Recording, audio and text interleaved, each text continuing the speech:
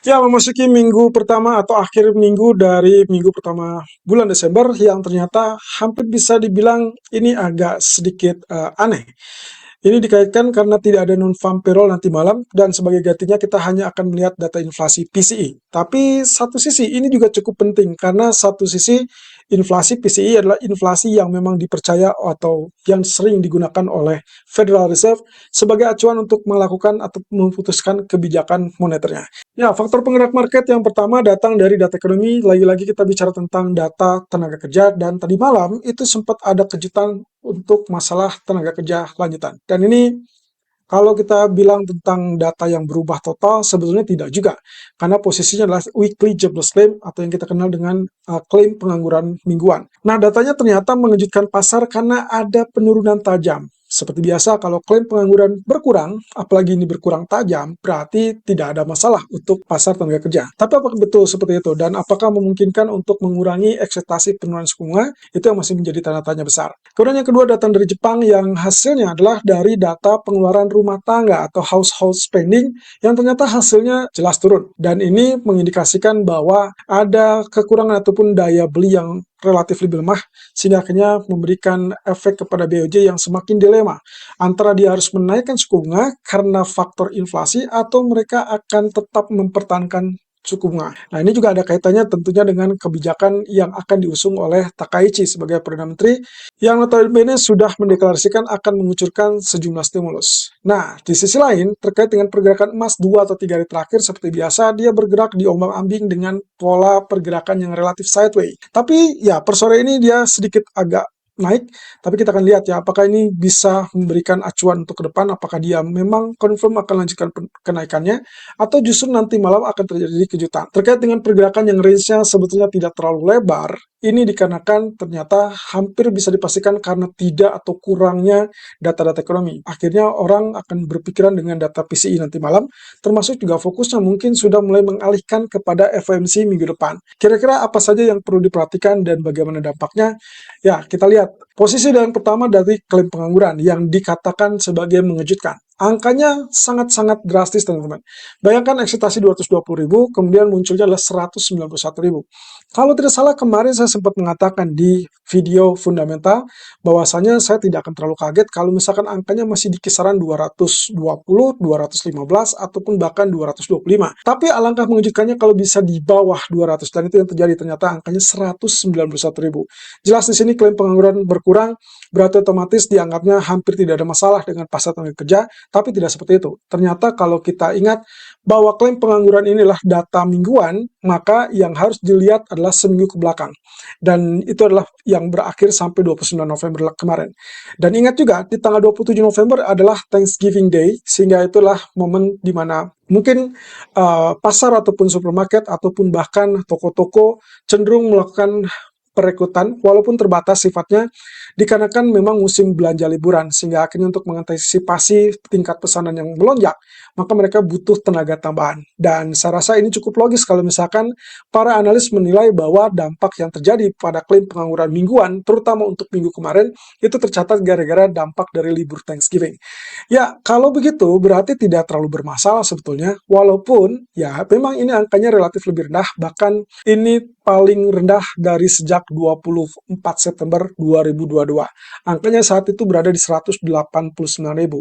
Ya, cukup menarik ya. Tapi kita akan lihat ya, minggu ini atau minggu depan kita akan baru lihat data klaim penganggurannya apakah mulai kembali normal. Normal dalam artian kembali di atas 200.000 atau kembali mengalami penurunan yang lebih tajam. Kalau memang tidak ada tanda-tanda masalah di pasar tenaga kerja. Nah, di sisi lain, data sebelumnya atau beberapa menit sebelumnya sempat muncul data dari Challenger. Anda bisa melihat di situ angka PHK untuk bulan Novembernya mengalami penurunan dari kurang lebih 153.000 bulan yang lalu menjadi 71.000. Jelas ada penurunan 53% lebih rendah dibandingkan bulan yang sebelumnya. Oke, tapi jangan dulu senang, karena ternyata kalau kita tarik ke belakang, di-compare dengan periode yang sama di bulan November tahun 2024, ternyata kalau di-compare November 2025 dengan November 2024, hasilnya adalah angkanya relatif tetap lebih tinggi, 24% lebih tinggi daripada November 2024. Oke, belum seberapa. Posisi berikutnya, kalau kita tarik ke belakang lagi, di compare antara 2025 secara keseluruhan dengan 2024 secara keseluruhan yang berakhir di bulan November tahun lalu, itu ternyata tercatat 1,71 juta untuk 2025, dan itu berarti naik 54% dibandingkan periode yang sama sampai bulan November di tahun 2024. Anda bisa bayangkan 1 tahun yang lalu berarti relatif lebih rendah daripada yang sekarang. Yang artinya lagi, secara keseluruhan, ini menunjukkan indikasi bahwa masih ada masalah di pasar tenaga kerja dan menunjukkan bahwa secara keseluruhan data ketenaga kerjaan tersebut adalah relatif lemah. Indikasi ini berarti mengisarkan bahwa Fed mau tidak mau harus mulai concern dengan pasar tenaga kerja seperti yang disampaikan oleh John Williams ataupun bahkan Christopher Waller ataupun bahkan Michelle Bowman. Apakah nanti akan ada kejutan dari Powell atau justru akan sejalan dengan yang diinginkan oleh pasar, terutama dengan kaitannya pemangkasan suku bunga bukan karena inflasi melainkan gara-gara pasar tenaga kerja. Yang jelas nanti malam berarti data inflasi PCE minimal bisa mendapatkan tambahan pertimbangan untuk Fed, terutama Powell, untuk mengira apakah dia akan tetap dalam jalur penurunan atau mereka akan tunda kembali untuk beberapa waktu ke depan. Oke, sementara itu permasalahan yang juga relatif sama, dilema juga dialami oleh BOJ. Kali ini permasalahannya adalah dari spending ataupun pengeluaran rumah tangga. Kita tahu yang diinginkan oleh BOJ adalah tingkat permintaan yang mengalami kenaikan. Dan itu berarti ditandai dengan tingkat belanja dari konsumen rumah tangga yang harusnya memberikan indikasi bahwa ekonomi fine, ekonomi sehat, sehingga akhirnya Bank Sentral bisa menaikkan suku bunga. Tapi permasalahannya, walaupun 1-2 minggu ke belakang, kita sering mendengar terkait dengan peluang untuk kenaikan suku bunga masih tetap terjadi, bahkan 2 hari terakhir juga semakin intens menunjukkan bahwa indikasi kenaikan suku bunga itu akan terjadi. Masalahnya adalah dengan spending yang cenderung turun seperti ini, apakah BOJ akan tetap menaikkan suku bunga? Ingat, spending yang turun berarti dikaitkan dengan tingkat ataupun konsumsi domestik yang relatif lebih lemah. Kalau suku bunga dinaikkan, maka bisa terbayang bahwa inflasi yang tinggi menyebabkan harga-harga tinggi, dan kalau suku bunga naik berarti otomatis mereka juga akan lebih lemah lagi atau semakin lemah lagi daya belinya. Kira-kira apakah yang menguntungkan adalah digenjot dengan stimulus fiskal seperti yang diinginkan oleh pemerintah dalam ini adalah Perdana Menteri Takaichi, atau akan tetap naikkan suku bunga terlebih dulu? Karena mau tidak mau yang harus dikendalikan oleh BOJ saat ini adalah inflasi, dan ancaman inflasi itu nyata.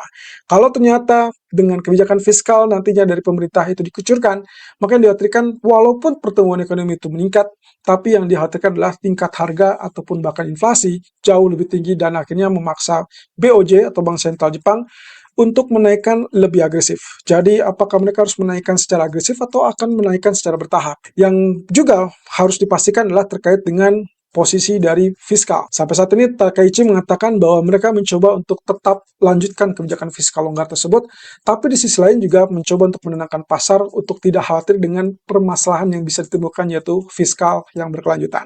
Satu sisi sangat memungkinkan kalau BOJ menunggu terlebih dulu reaksi ataupun program yang akan dilakukan oleh Federal Reserve. Itu berarti minggu depan, kalau seandainya FOMC memberikan indikasi memangkas suku bunga, tapi kemudian sinyalnya adalah hawkish, maka kemungkinan BOJ belum tentu akan menaikkan suku bunga di bulan Desember. Tapi sebaliknya, kalau misalkan ternyata Federal Reserve atau dalam ini adalah Powell turunkan suku bunga, diikuti juga dengan pernyataan yang relatif dovish, berarti masih ada sinyal untuk penurunan berikutnya, maka kemungkinan BOJ sangat terbuka peluangnya untuk menaikkan suku bunga di Desember atau bahkan di Januari.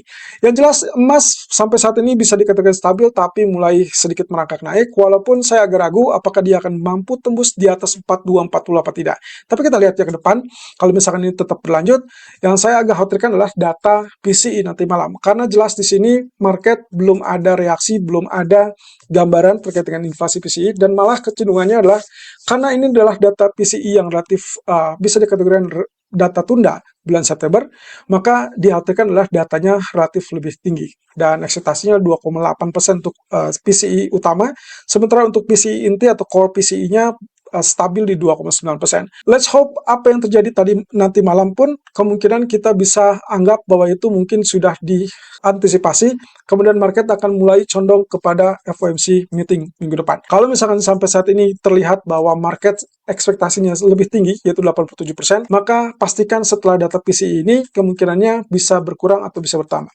Kalau ternyata tetap bertambah atau bahkan stabil di 87%, hampir bisa dipastikan minggu depan Fed akan turunkan suku bunga 25 basis point. Yang jelas data PCE yang lebih lemah itu akan mendukung kemungkinan Fed turunkan suku bunga.